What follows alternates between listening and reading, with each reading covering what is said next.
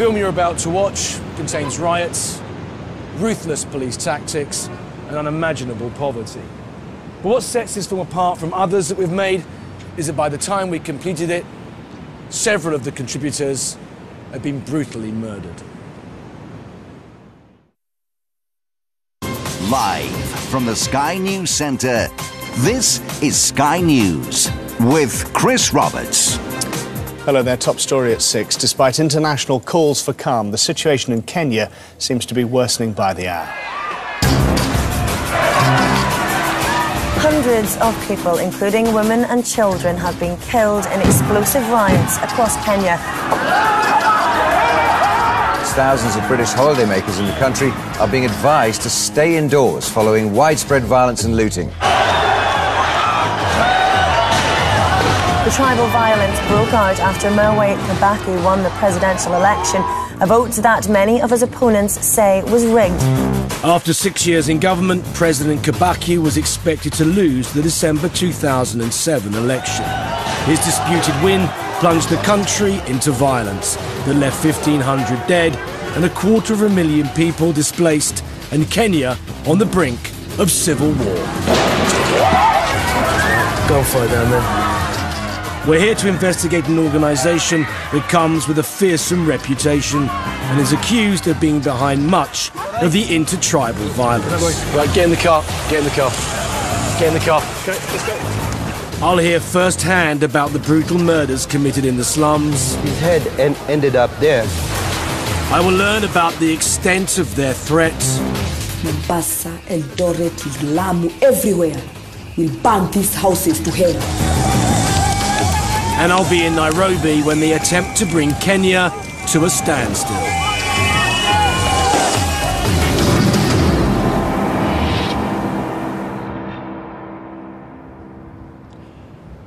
I've come to Kenya to meet a secret sect known as the Mungiki.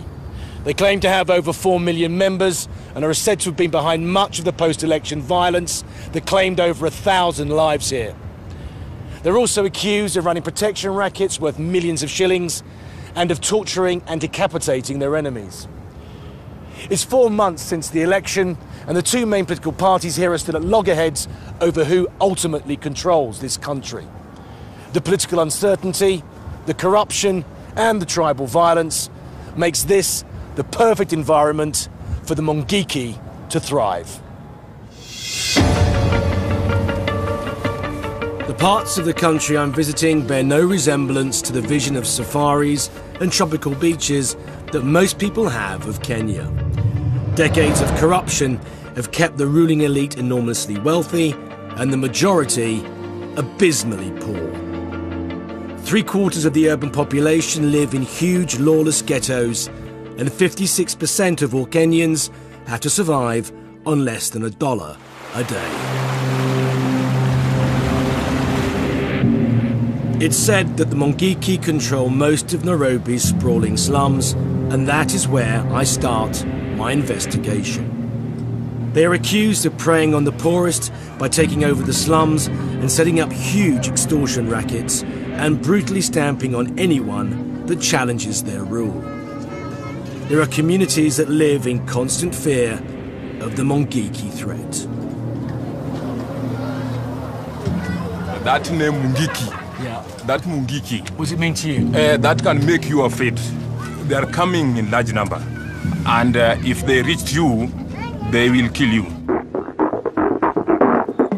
They could just come and slash you to death, believing that if they can kill 10 people, 100 people will be scared. The Mungiki have a reputation for using beheadings, skinning, and dismemberment as their chosen methods of execution. Killing him is not enough for the Mungiki. They need to send a message, and that message doesn't come with just shooting somebody. They do decapitate people. They skin people as well, don't they? They do, you know, and that is not just killing somebody. You know, that torture. is ritualistic. That is actually, yes, that is torture. And I compare Mungiki to terrorists, because terrorists do very grotesque things, and they make the people live in dread. The Mungiki claim to have millions of members, but it's impossible to know the exact numbers as the organisation is shrouded in secrecy. We thought gaining access to them would be difficult, but after only being in Kenya for 36 hours, we hear of a serious standoff between the Mungiki and the police.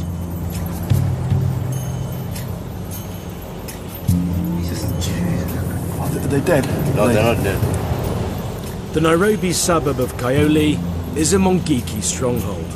Yesterday, an angry mob laid siege to a police station holding a Mungiki suspect and forced the police to release him. Today, we get a call to say that in reprisal, hundreds of police are pouring into Kayole, clearing the streets and searching for Mungiki. You can see around us, police have just cleared the streets. People are upstairs on the rafters on the roof, all looking down. People have got guns, as you can see now, on my left. They're undercover cops, and they've got AK-47s. Interesting.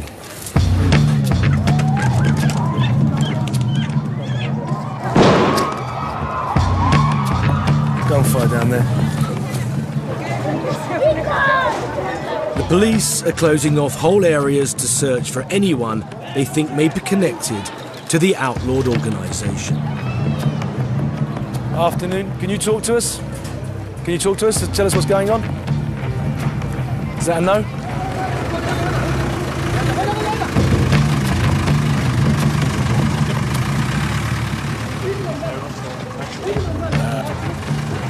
They're loading people up.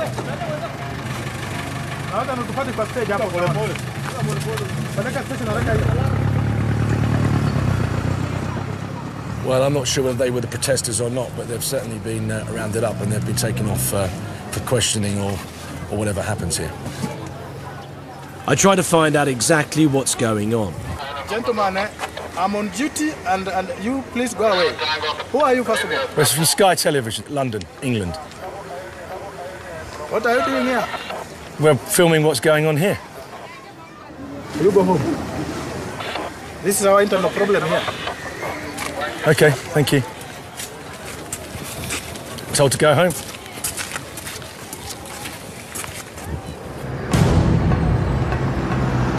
Soon the police are reinforced by the GSU, the General Service Unit. They are the government's elite riot squad. They are a scary bunch, I have to say.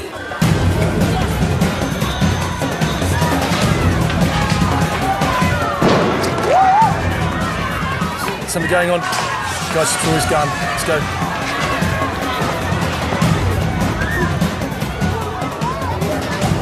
Got someone. Just arrested someone there. The shot's going off. This has all resulted as of the Mungiki guy being released. The police have come back with a vengeance. What have I done? Just kill me. It's fine. Let them kill me. Let them kill me. Don't. Kill me. Kill me. Yeah, kill me.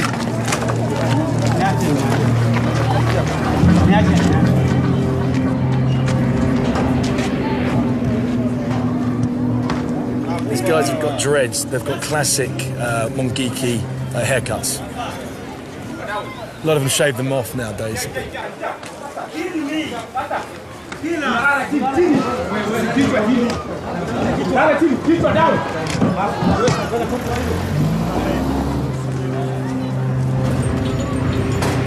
Rocks are being thrown, look.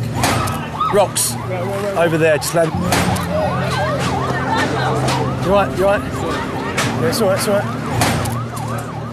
Just out of nowhere, a lot of people started throwing stones down this alleyway. No, wait.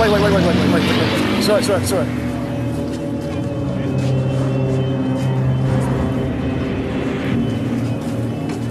There's tear gas, actually. Smell it?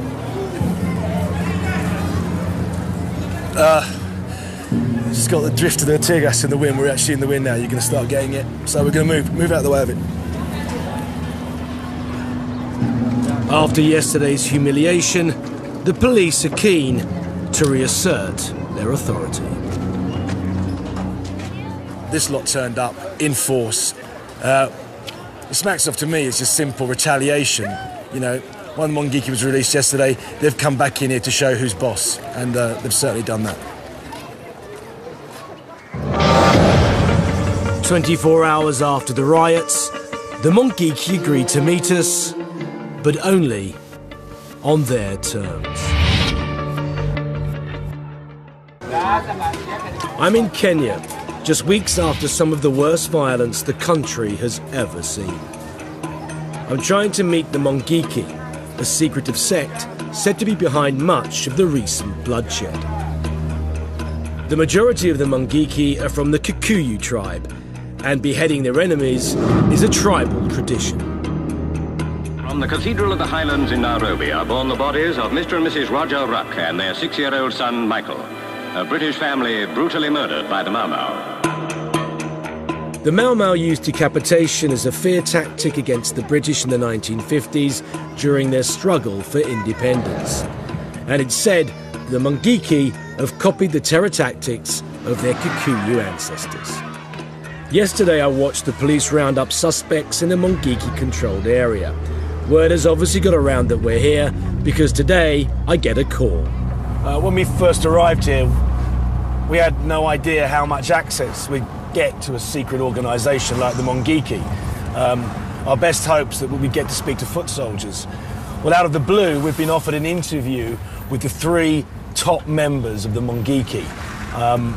We're going to a location some way out of Nairobi, and obviously we're a little bit worried about what's going to happen when we get there.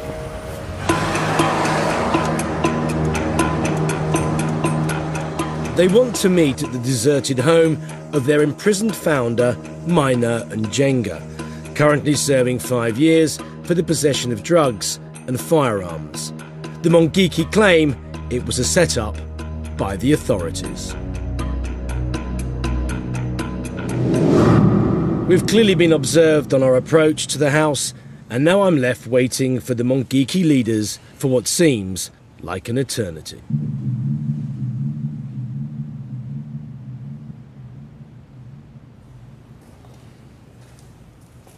Good afternoon. Hi, Ross Kemp, pleased to meet you. Hello, gentlemen. Pleased to meet you, Ross Kemp. How are you? How are you? Pleased to meet you. How are you? You well? Thank you for agreeing to meet us. You know about the publicity that you're given. We've heard that you cut people's heads off, that you skin people's skulls, that you dismember their bodies and leave them in different areas. How do you answer those accusations? They are all very good fabrications from the state machinery, especially during the Kibaki era.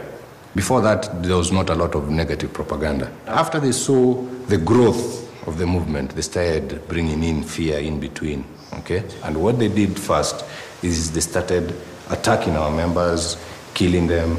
This is the police, the government? This is the police. They took 2 people. There were 2 people, in fact.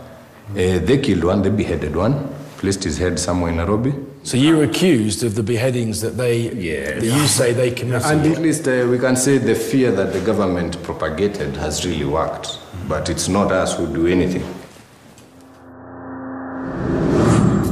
The Mungiki originated as a spiritual group in the 1980s around the prophecies of their charismatic leader, Maina Njenga. He encouraged a return to a more fundamental Kikuyu way of life. The word Mungiki means multitude, and by 2002 they were 1 million strong. And the sheer weight of numbers meant that the Mungiki became a political force and a political threat. They were criminalised by the government in 2003, and at this point, their objectives changed. They started taking control of the slums, and it's here that they are reputed to extort millions and rule with an iron fist. You, as an organisation, control or run a lot of the slums, is that true? True, very true. But there must have been gangs inside those slums that weren't happy about you turning up. Yeah, we changed those rude boys. We first changed those people. And how did you persuade him? No, give him reality.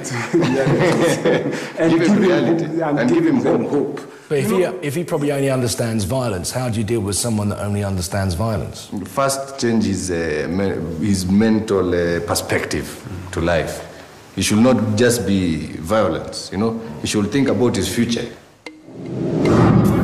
The original philosophy of the movement is one of unity, self-sacrifice, and power in numbers.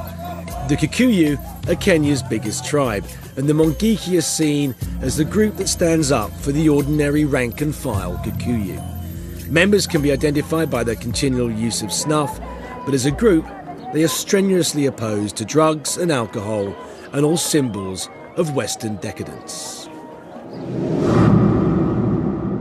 Is it right that you levy taxes on the people inside the slums? No, we assist one another. We don't levy taxes. Can you explain to me the difference? They all know that we all have a sort of like a common problem. You know, the poverty is common all through. So they'll need sort of like something like a welfare system that the government did not create for them. So the people create for themselves. And you organise that? Yes, we help them in the organization. The youth of this country have been reduced to almost nothing. We have a lot of problems everywhere. Well, corruption seems to be endemic inside this country. Corruption is everywhere. Yeah, Kenya is not yet free. A country of 10 millionaires and 10 million poor people.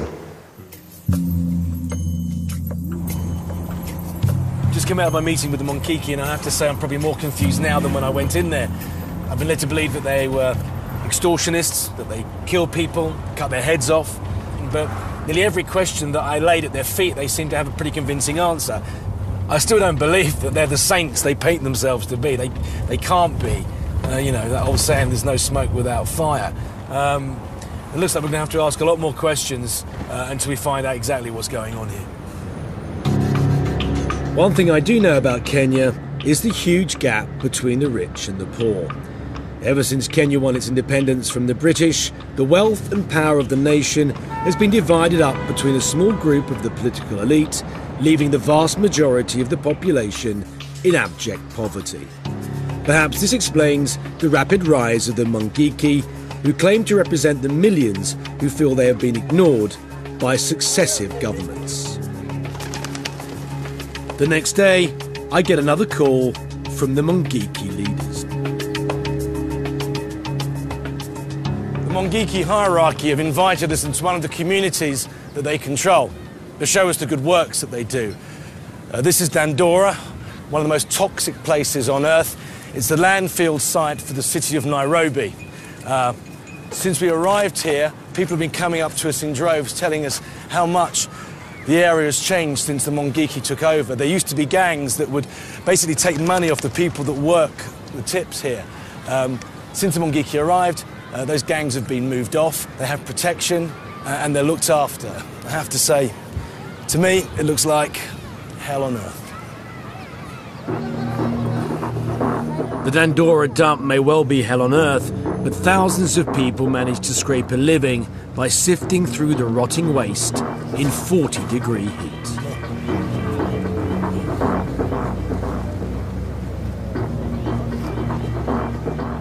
Stephen, can you tell me a little bit about how you managed to take control of this area? It's quite a lot of work that has been doing consistently for a long time.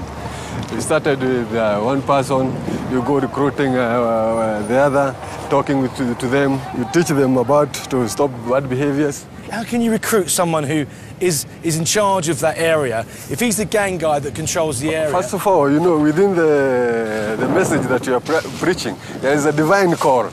So some things just happens miraculously, unless you are... Well, it was a miracle. You can see it like a miracle, because if at all... I find that hard to believe. I'm a cynic, though. You are a cynic. Then let's say it's a lot of work that is being that is being done with the help of the community, within the people who surround them.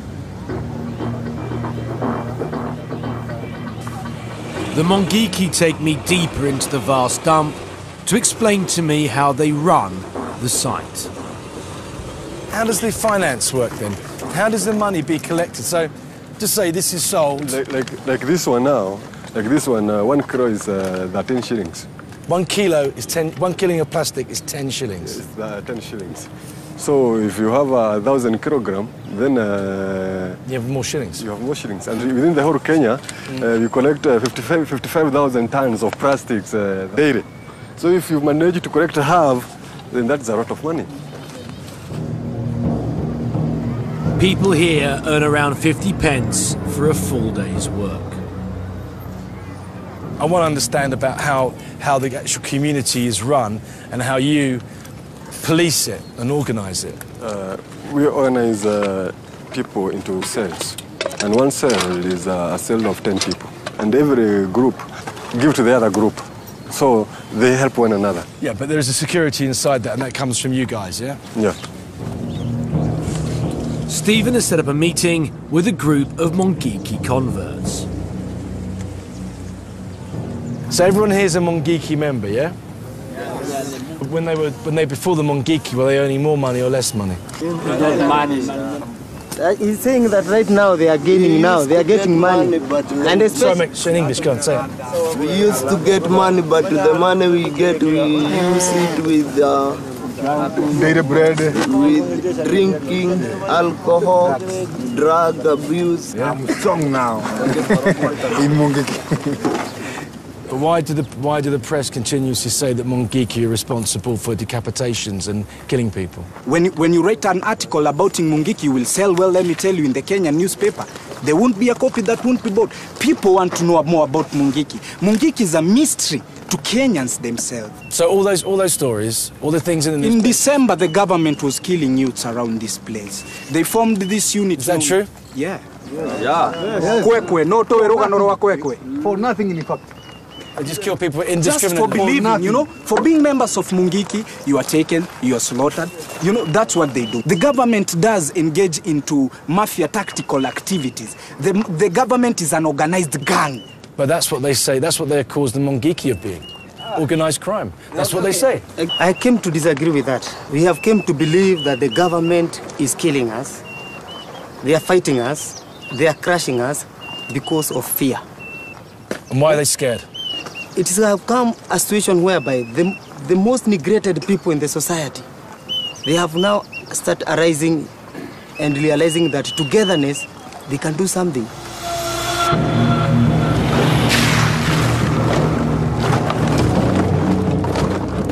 Mungiki offer the people here security, food, somewhere to live, and most importantly, hope.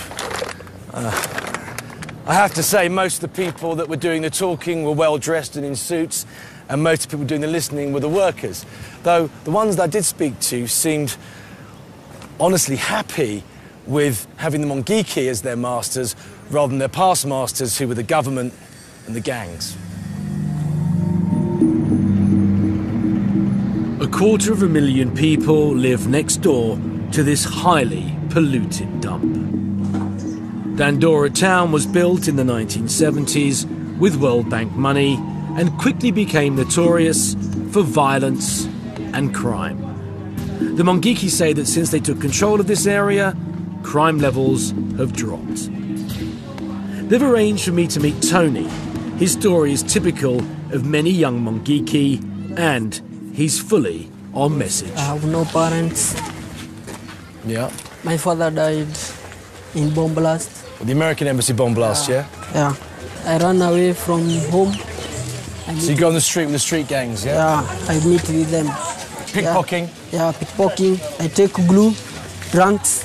The policeman put me inside for 6 months. You were in prison for 6 months? Yeah, in prison for 6 months. How old are you then? 15. You were 15, you went to prison for 6 months? Yeah, 15. Yeah. How did the Mungiki come into your life? How did that happen? I ran to them. They welcomed me. Yeah, and they taught you? Yeah. So, Tony, you tell me a little bit about what your actual job is inside the Mungiki.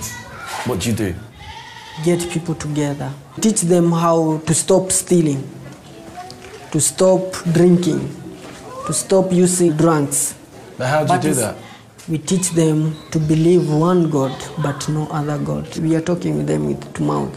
What about the violence that the Mungiki are accused of? Have you ever seen any of that? Nothing. There is no thing like that.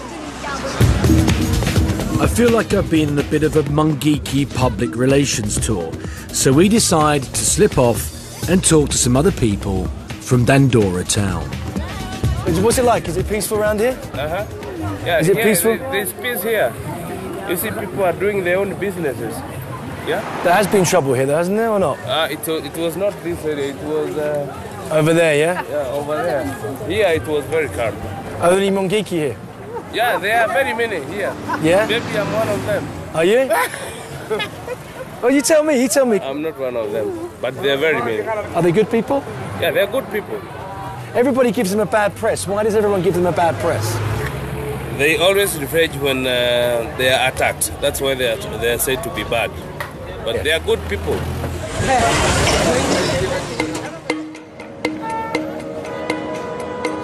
This is turning out to be a very different film from the film that I think we all thought we were going to make when we first arrived here. We came here to look at a sect come gang called the Mungiki. And we were told that they, you know, regularly behead people, that they're vicious. And I don't know even at this moment whether that's true or not. When I met the leaders, they were, you know, they were a slick outfit. They were very convincing. Every question I asked them in terms of the murdering, of the beheadings, they all said that they were, you know, plots by the government to destabilise them as an organisation. One thing's for sure, they are highly organised. What they've done is something that this government seems to have failed to have done, which has galvanised the poor here. I'm sure also they take money off them, undoubtedly, to support their organisation and to feather their own pockets. I can't prove that, but that's what I suspect. You know, this country has that classic dilemma of, you know, a few people ultimately controlling everything, and the poverty is just shocking. I think we're at a very important time in modern Kenya's history in terms of, you know, this place doesn't seem very far away from a revolution of some kind. Next, I travel north to meet a community that have been forgotten by everybody and have only one way of making it through each day. When did you start taking glue?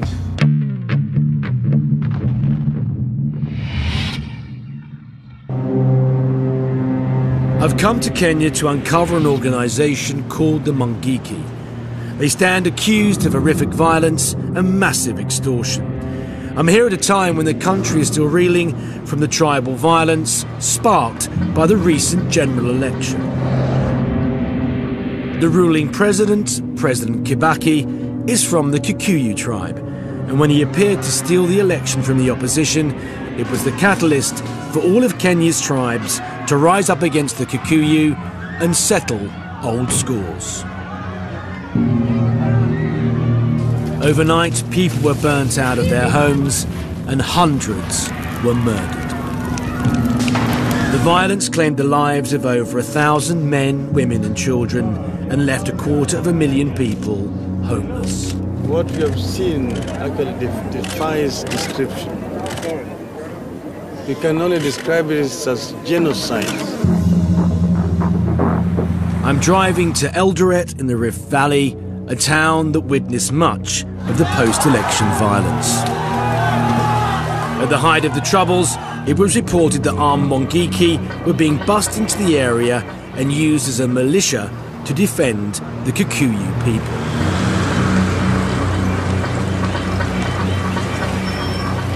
Matthews, can you tell me exactly what happened here after the election? Immediately after the results were announced, there was an abrupt eruption of violence. Yeah. We saw people being chopped off the heads. Beheaded, you actually saw that happening, yes. yeah? They were hacking each other. Kikuyu... This happened even outside my own house where I stay. Outside your own house? Yes. One of the accusations that we've heard is that the Mungiki were driven in here and told people, we're coming in tomorrow, if you're not gone, we're going to kill you. Have you ever heard anything? Yeah, there were those complaints from the local community that they had seen people being brought in using lorries from the other direction, Nairobi direction. Yeah. And these people were heavily armed. But were these people Mungiki or were they just Kikuyu tribesmen? Okay, most of them were Kikuyu tribesmen, but it is believed that some of them were Mungiki indeed, considering the kind of killings which were witnessed, like the chopping off of heads of people, chopping off of private parts. Private parts, yeah. Yes, and displaying them publicly. Yeah. Once again, there appears to be plenty of rumours implicating the Mungiki in violence, but very little concrete evidence. The fact is that hundreds of people were killed and thousands driven out of areas that have been their homes for decades. This is Eldoret Showground. Since the post-election violence, it's become an internally displaced persons camp. There are over 150 similar camps like this one in Kenya, home to some of the 300,000 displaced people. And it just goes on forever.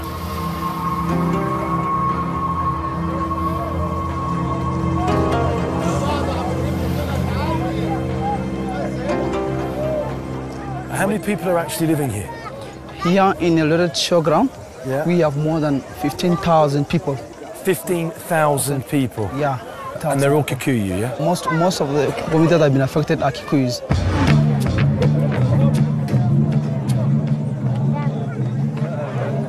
The government has assured the people here that it is safe to return home. However, they are too frightened to leave the security of the IDP camp.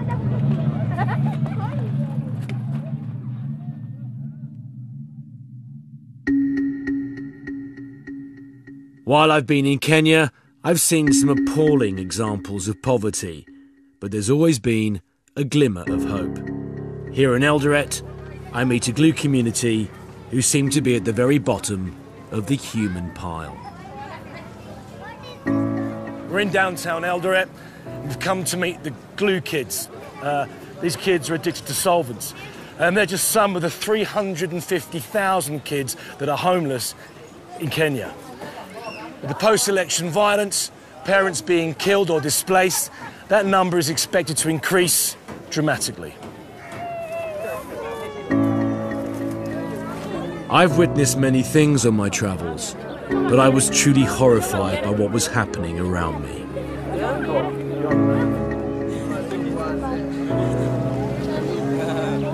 We just arrived and were setting up, and what I wasn't prepared for was the fact that there are obviously young girls here that have children in part of this Glue community. One of the most shocking things I think I've ever seen in my life is the mothers who are heavily addicted are giving the Glue bottle to their toddlers.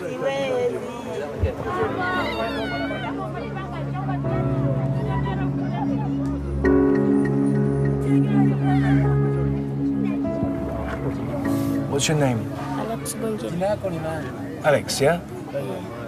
And how old are you? Are you 11? You're 11 years old, yeah? Yes. And how long have you been on the street? 2 years. 2 years. And why did you end up here? My mother's in here. Well, she takes Glue or drink? Drunkards. Alcohol? Yes. Yeah. When did you start taking Glue? When you came here? 1 year. 1 year? Yes. Is it good? Do you want to keep doing it? No. But why do you do I it? am here. It hurts your chest? Yes. Would you like to leave the streets? What would you like to do? What would you like to do in the future? To go to school. To go to school? Yes.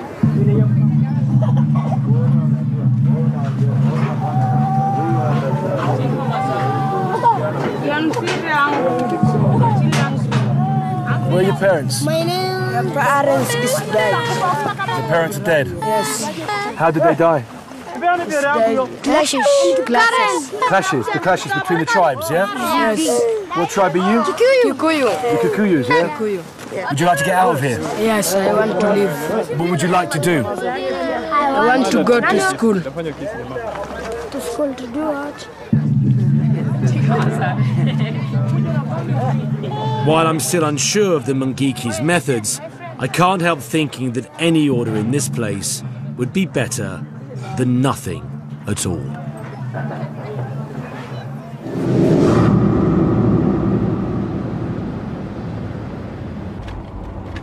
I'm back in Nairobi. During my time here, I've heard so many half-truths and rumours that I'm desperate to meet someone who will speak objectively about what's really going on. I've arranged a meeting with the chairman of the Kenyan National Commission on Human Rights, Maina Kaye.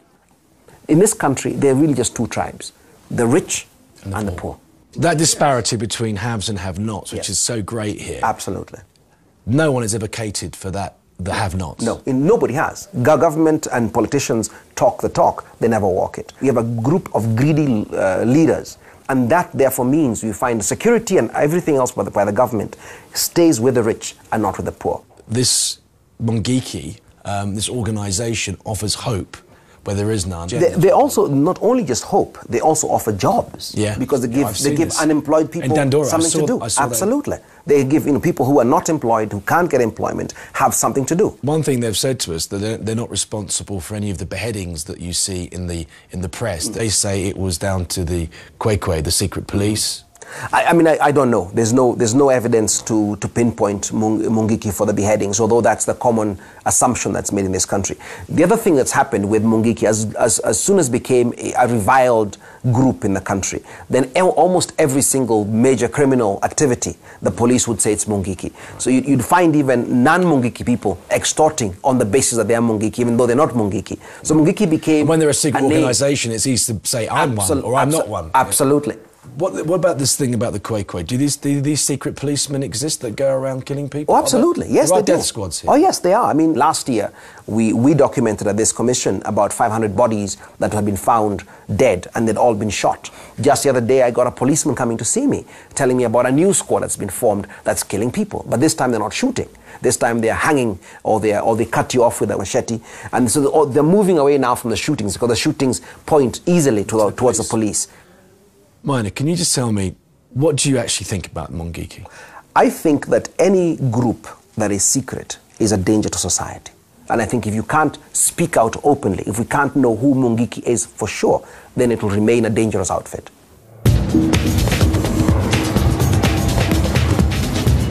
According to Minor, the Mungiki are not telling me the whole truth, and I'm still not sure what danger they pose or what their ultimate goals are. Later, I get a call from the Mungiki leadership. They want me to join them and 60 new recruits in the Central Highlands for a clandestine ceremony. So far, we've been given unprecedented access by the Mungiki. They've allowed us into the slums, allowed us to film their projects, and to speak to their members, albeit under their watchful eye. Now they've invited us down to their spiritual homeland to film an initiation ceremony. It's the first time they've allowed anyone to do this. The ceremony takes place in Mungiki heartland, high up in the Central Highlands, where the sect first began.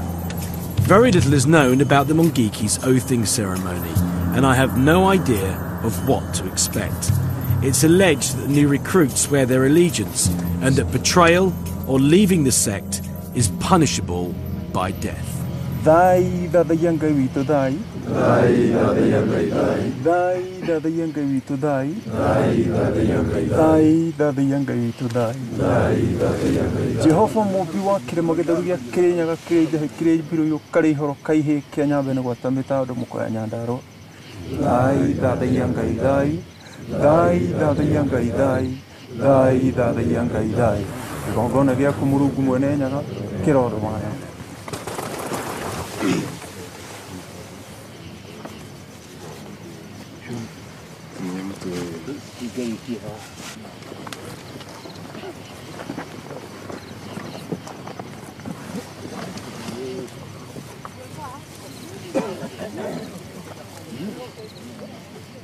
The young men behind me are just about to be baptized in the freezing cold pool just behind me.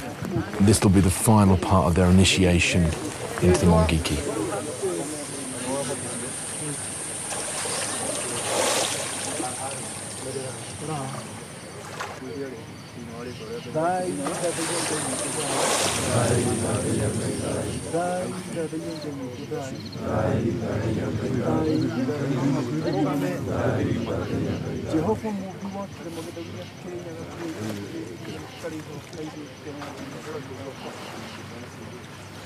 Everyone that joins the movement must be initiated. When you are in the water, you vow never to sin again.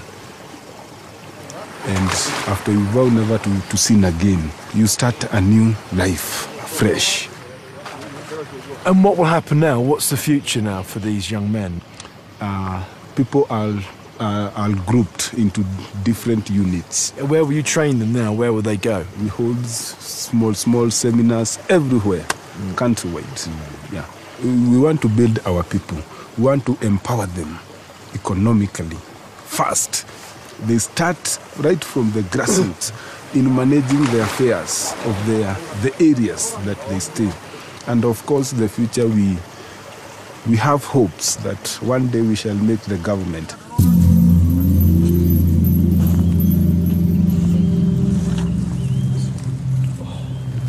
The more time I spend with the Mungiki, the harder I find it to believe that the rumours and the accusations made against them are true. But there seem to be an overwhelming amount of people in Kenya who believe them to be true, so we need to find some people who actually have hard evidence about the decapitations, about the body parts being spread across the countryside, and about the fact they use fear and intimidation to take money off the poor people who they say they're here to protect.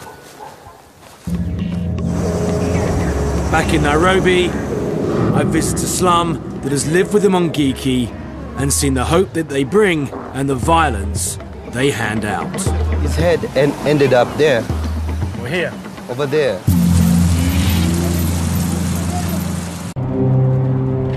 I'm in Kenya investigating an organisation called the Mungiki.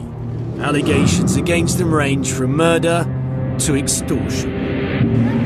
This is Mathare, 4 kilometres from the centre of Nairobi.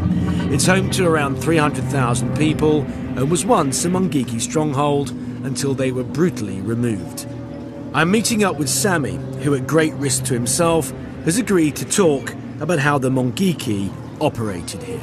Sammy, can you tell me how the Mungiki first came in to Mathare? They served a notice to anybody who was involved in crime. Yeah. And they said, if you are caught stealing or doing anything, you will face us. And what do they do with people who didn't listen to what they'd threatened? Well, one morning people woke up and there were 4 heads on that stretch over there. Up on the hill there were just 4 decapitated heads, yeah? Yes. It was a very strong statement that they meant business. Just, you know, in a span of about a week, there was no crime. This place was paradise again. Because the Mungiki policed it? Because the Mungiki policed it. Even the community appreciated the fact that they were here at that point. And the other thing was they were the only people who had the nerve to steal electricity from the Kenya Power and Lighting, and then supply down here.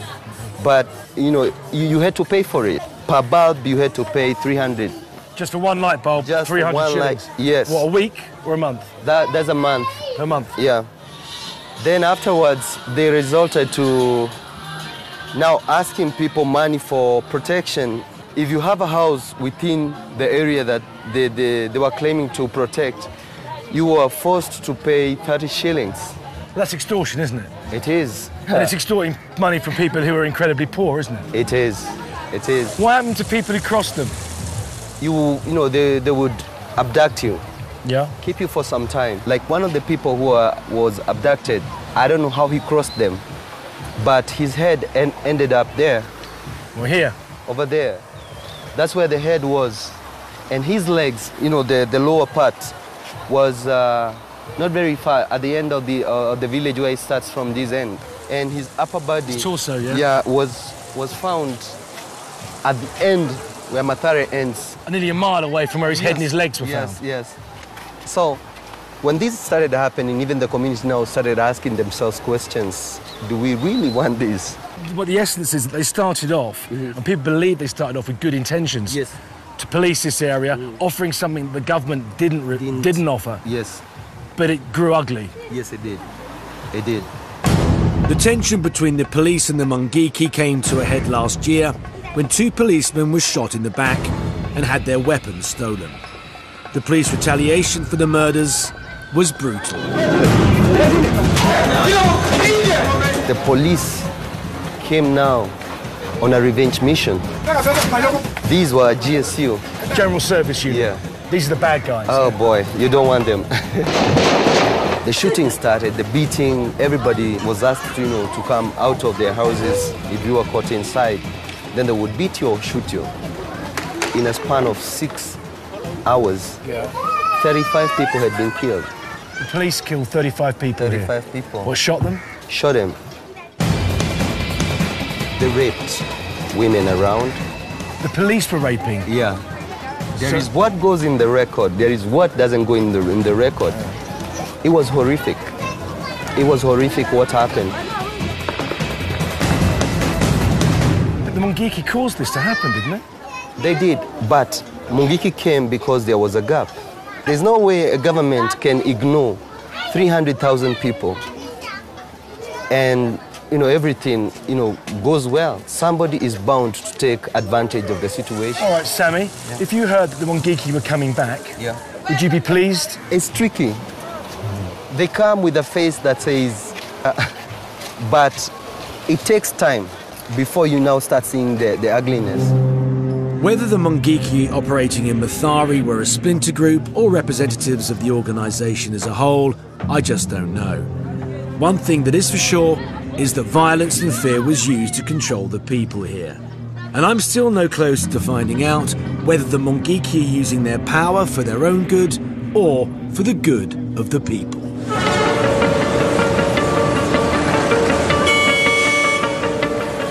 Later that day, we hear some grim news. Yesterday at 3 p.m, Maina Njenga's wife, bear in mind Maina's the head of the Mungiki, Maina Njenga's wife and a driver were abducted. The driver managed to get a call out to his cousin, and the last thing that was heard from them was the driver pleading for his life. I met Virginia briefly 10 days ago, and it's chilling to think that she's now gone missing. Another woman who is high up in the Mungiki is Florence. At one time, she was the most wanted woman in Kenya. I'm on my way to meet her at a secret location in Nairobi. Before joining the Mungiki, she was a prostitute for 15 years. Mina's wife disappeared yesterday, didn't she? The day after yesterday. What happened? Even now, I'm just here, I'm feeling, my blood is telling me they are dead. My blood is telling me. You think that they're Yes, dead? I'm feeling. Who do you think's responsible for taking them away? This Kwekwe squad. Kwekwe? Yeah. The secret police? Yeah. They want us to feel pain so that we can leave Mungiki. But even if they take my baby and kill my baby, I'll never go back. Never. You tell me actually what you do. I'm a coordinator of women. Do you target prostitutes? Yeah. I can change their life within 30 minutes. Really? Yeah. And what do you do to change their lives in 30 minutes? I do read them Bible and tell them I was like you one day. I was smoking a very much bangi. Yeah, a lot of marijuana, yeah? Very much. I've been jailed because of robbery. I was even slaughtering girls. You were slaughtering? Yeah, I was a bad girl. Yeah. You killed people? Yeah. I was brewing changa. It's very strong alcohol. Yeah, I was selling to people. And if you don't pay me, I was taking with a glass and slaughter. I can do everything to you. So everybody was fearing me in Kayole, Soweto. What about the claims that, some of the girls that join have female circumcision? Is that true? Yes, of course. Some of the allegations we heard were that people were locked up and basically forced to have circumcision. Not forced. Right. No. Okay. It's your wish. Like now, April, there is 20 girls. 20 girls? Yeah, and they'll come to my house. How do you do it? Yeah, there is an old woman. She will come with a knife, and then I'll take the legs of the girl, and then I'll cover the neck like this. Please, please, please. Hold on. And then the mama will just cut. Just a small thing. Just a very small thing. Some people might disagree with you that it's a small thing. But, it's a very small thing. Doesn't that mean that by taking away that very small thing, that she won't be able to enjoy sex in the future? That's lies. To be circumcised is a good thing because I can stay about 3 years without a man and I can survive. But uncircumcised girls can't stay because when that thing stands like this, you feel and you want a man. You can be fucked by everybody, even dogs. We hear that the Mungiki go into the slums and remove the pickpockets. How do they do that? It's just to tell you, if I'll see you one day pickpocketing here, I'll take off your head. So you have to fear, and you know. So you threaten them, but Yeah. would you do it? If I see you pickpocketing, in my estate, I won't allow you. I won't allow you. I'll take you to my base. And then what? I'll beat you, or I'll tell you, and then if you will just hands up, I'll leave you free. What would happen if someone killed Minor? This Kenya will be bloodshed. Will revenge the whole world. Mombasa, Eldoret, Lamu, everywhere will burn these houses to hell. And I'll be in front.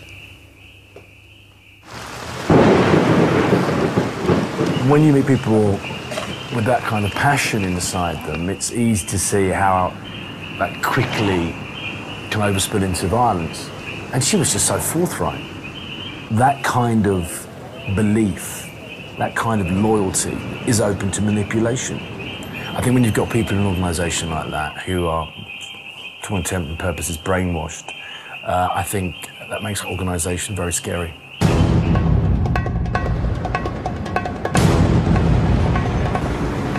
Minor Njenga's wife and her driver both went missing 2 days ago. We've just received a phone call from a leading member of the Mungiki to say that 2 bodies answering their description have turned up in the morgue. We're on our way there to find out if it's them.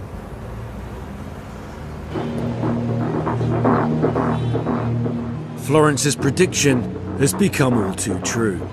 As we arrive at the mortuary, her family and the Mungiki leaders are too stunned to talk. However, a relation of one of the dead told me all he knew. What had happened to the bodies? Do you know exactly what had happened to them? From what we have seen, these people were tortured a lot because the bodies have got deep panga cuts. The hands, they are tied up, the legs were tied up. And we are not seeing it as if it's just some ordinary criminal doing that.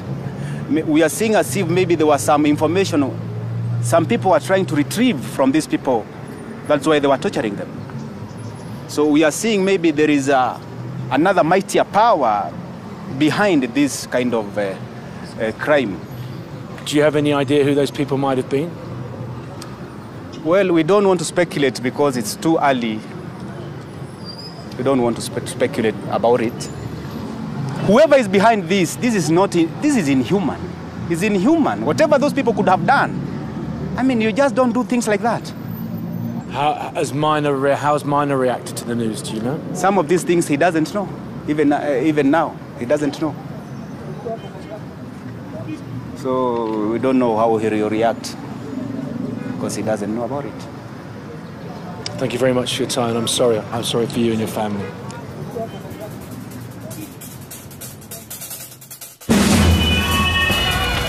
Two days later, Kenya awoke to the backlash.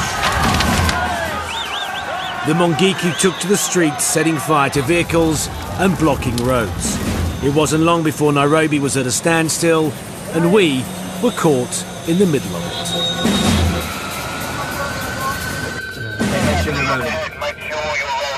What's happening, boys? What's happening? As we attempt to avoid the traffic jams, we turn down a slip road and run straight into the path of an angry mob. Get in the car. Right, let's go.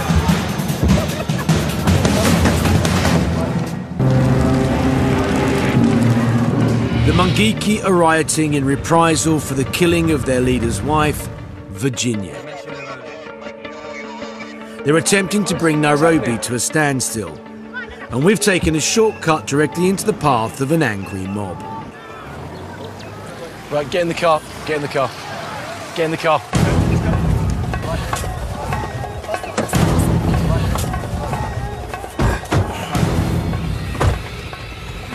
there's a crowd there, and they're not fucking around, and they're upset.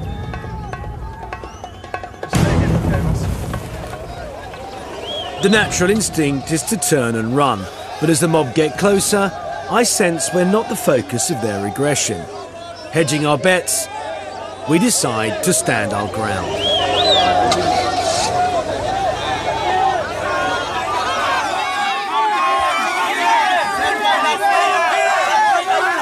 As you can see, it's demonstration.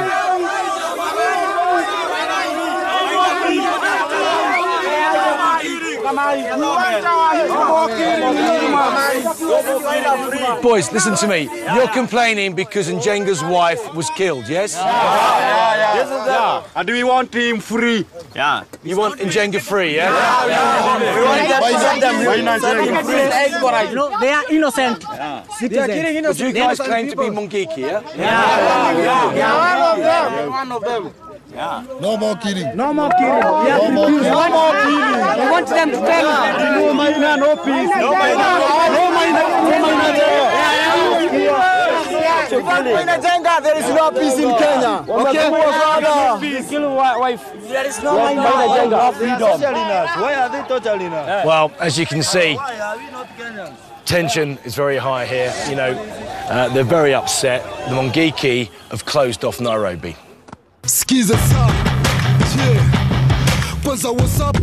The Mungiki mob move up the road, and we follow. There are gangs of young Mungiki over to our left, demonstrating. The police are moving away. This road is the Kenyan equivalent of the M1. Using commandeered vehicles and burning tyres, the Mungiki barricade the road.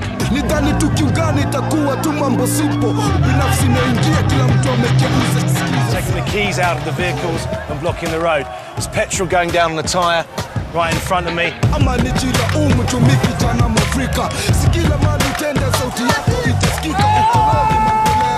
As the crowd grows, they're keen to express their opinions. Why is the government killing us like dogs? Yeah, they kill. They kill. Who do you think? Sorry. Who do you think was responsible for his wife's murder? Yes, the government. The government. Look here, look here. Listen. They used the government to arrest us. And when they arrest us, when they take you to the police post, they kill you, hanging, murderer. What have you done? Why? We are not thieves. It is better they shoot us rather than torturing us. Thank you.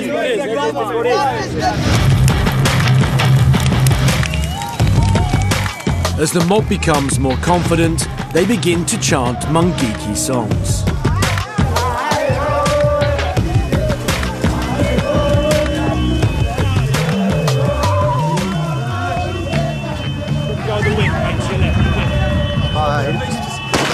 Right, watch out. Right, they could their round. Sorry, the police have just turned up, they're firing rounds, tear gas.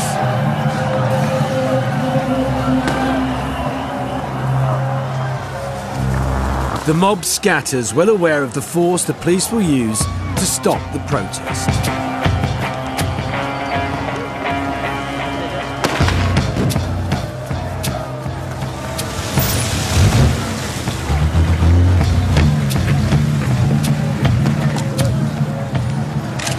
Just locked and loaded, right? The police are arming themselves now. He's just locked and loaded his weapon.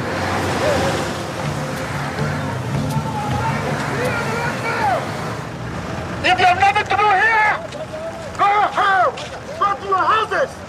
Go home now. Kenya is a working nation.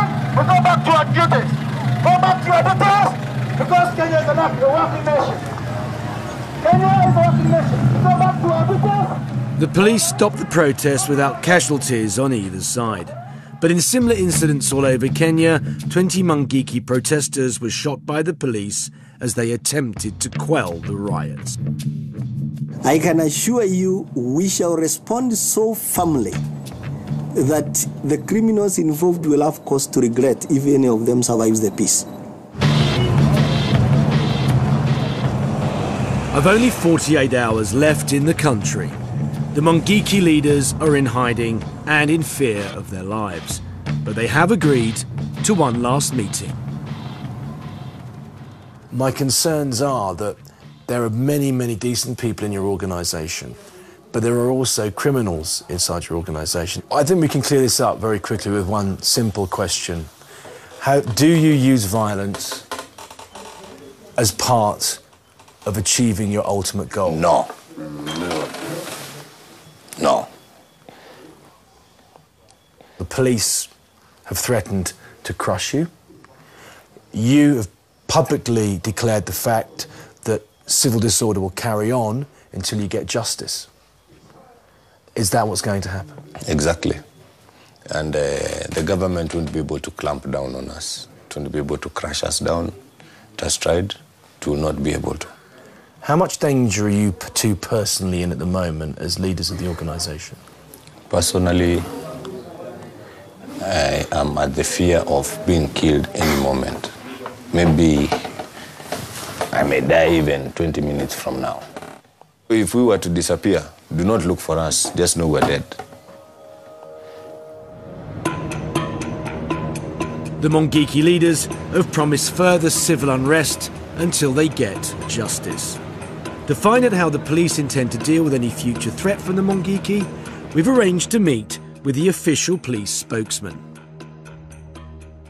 Maina Njenga's wife, we've heard varying accounts. One accusation that was levelled by the Mungiki in the press yesterday was that the police were responsible for her death.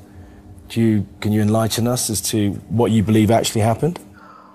Well, what we know about the Mungiki sect, at this point in time, one might not be very much in order to comment about all the details, circumstances concerning that death, but Mungiki has also created sects, especially after it had to go completely underground last year. And during the crackdown? During the crackdown. And one sect could be responsible, and they are diverting attention from themselves.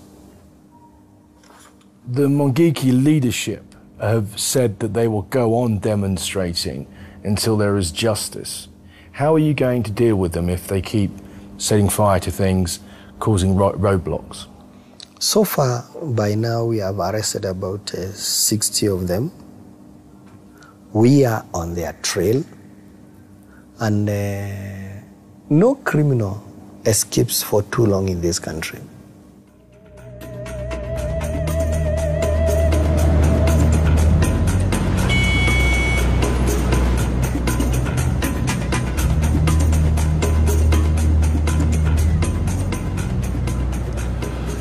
Since coming here, one thing I've learned is nothing is as straightforward as it first appears. In a country with mass poverty and endemic corruption, the Mungiki appear to offer something where there is nothing. We've heard many accusations for and against them, and no way of proving or disproving them.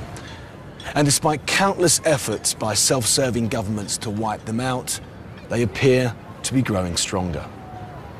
Whether the Mungiki use that power for their own gain or the good of the people, I have no idea. But one thing is for certain, the people here are prepared to sacrifice their own lives for the chance of something better.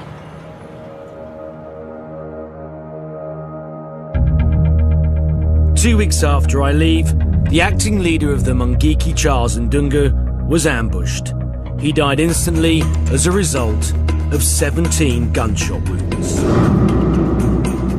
As Kenya struggles to come to terms with the post-election violence, 250,000 Kenyans are still living in makeshift camps, and nearly 20 million still exist on $1 a day.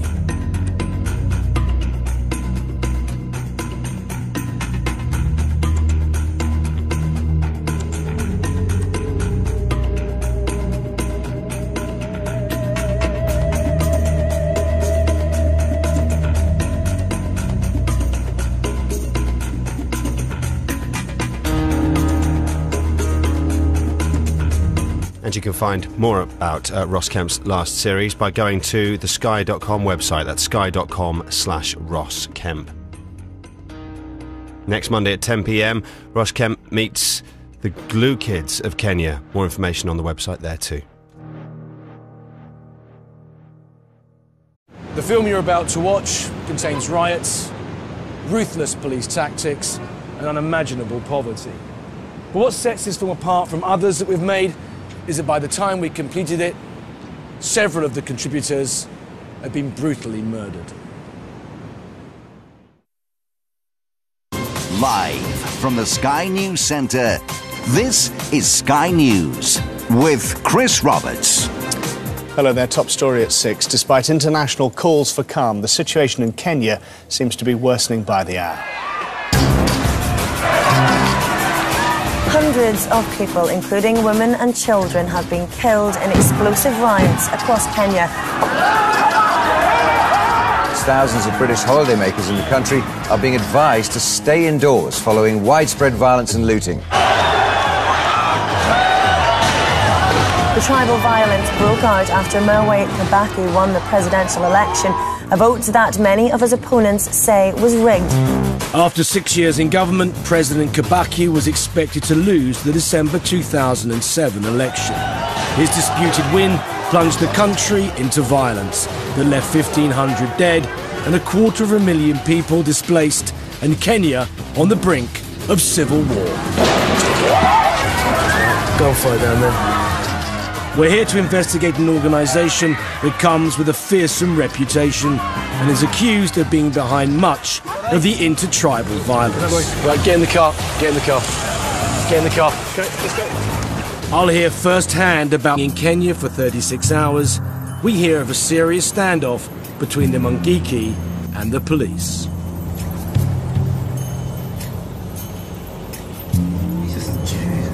Are they dead? No, they're not dead. The Nairobi suburb of Kayole is a Mungiki stronghold. Yesterday, an angry mob laid siege to a police station holding a Mungiki suspect and forced the police to release him. Today, we get a call to say that in reprisal, hundreds of police are pouring into Kayole, clearing the streets and searching for Mungiki. You can see around us, police have just cleared the streets. People are upstairs on the rafters on the roof, all looking down. People have got guns, as you can see now, on my left. They're undercover cops, and they've got AK-47s. Interesting.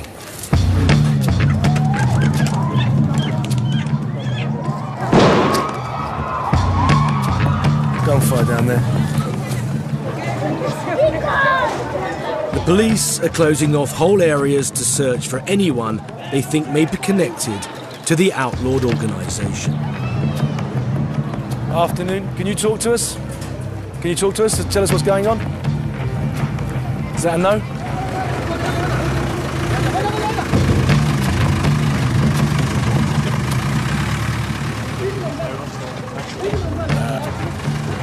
They're loading people up.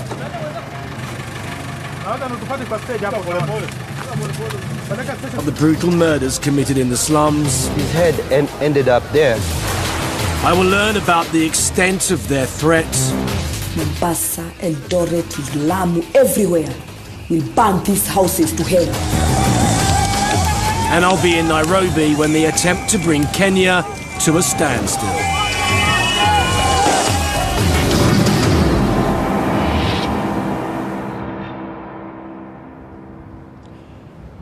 I've come to Kenya to meet a secret sect known as the Mungiki. They claim to have over 4 million members and are said to have been behind much of the post-election violence that claimed over 1,000 lives here. They're also accused of running protection rackets worth millions of shillings and of torturing and decapitating their enemies. It's 4 months since the election, and the two main political parties here are still at loggerheads over who ultimately controls this country. The political uncertainty, the corruption, and the tribal violence makes this the perfect environment for the Mungiki to thrive. The parts of the country I'm visiting bear no resemblance to the vision of safaris and tropical beaches that most people have of Kenya. Decades of corruption have kept the ruling elite enormously wealthy and the majority abysmally poor. 3/4 of the urban population live in huge lawless ghettos, and 56% of all Kenyans have to survive on less than $1 a day. It's said that the Mungiki control most of Nairobi's sprawling slums, and that is where I start my investigation. They are accused of preying on the poorest by taking over the slums and setting up huge extortion rackets and brutally stamping on anyone that challenges their rule. There are communities that live in constant fear of the Mungiki threat. That name Mungiki. Yeah. That Mungiki. What does it mean to you? That can make you afraid. They are coming in large number. And if they reach you, they will kill you.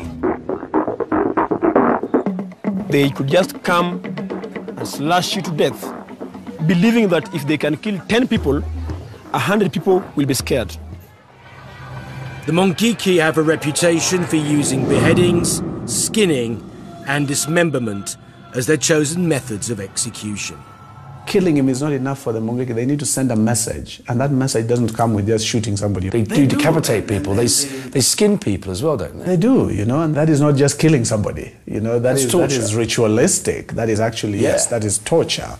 And I compare Mungiki to terrorists, because terrorists do very grotesque things, and they make the people live in dread. The Mungiki claim to have millions of members, but it's impossible to know the exact numbers as the organisation is shrouded in secrecy. We thought gaining access to them would be difficult, but after only being... Well, I'm not sure whether they were the protesters or not, but they've certainly been rounded up and they've been taken off for questioning or whatever happens here. I try to find out exactly what's going on. Gentlemen, I'm on duty and you please go away. Who are you, first of all? We're from Sky Television, London, England. What are you doing here? We're filming what's going on here. You go home. This is our internal problem here. Okay, thank you. Told to go home.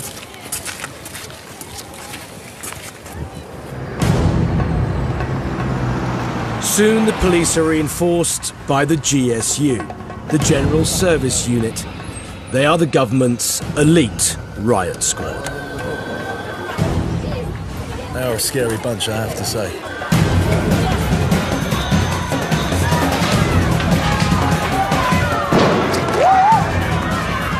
Something going on. Guys, threw his gun. Let's go.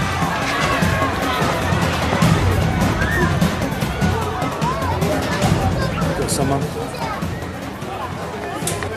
Just arrested someone there. The shot's going off.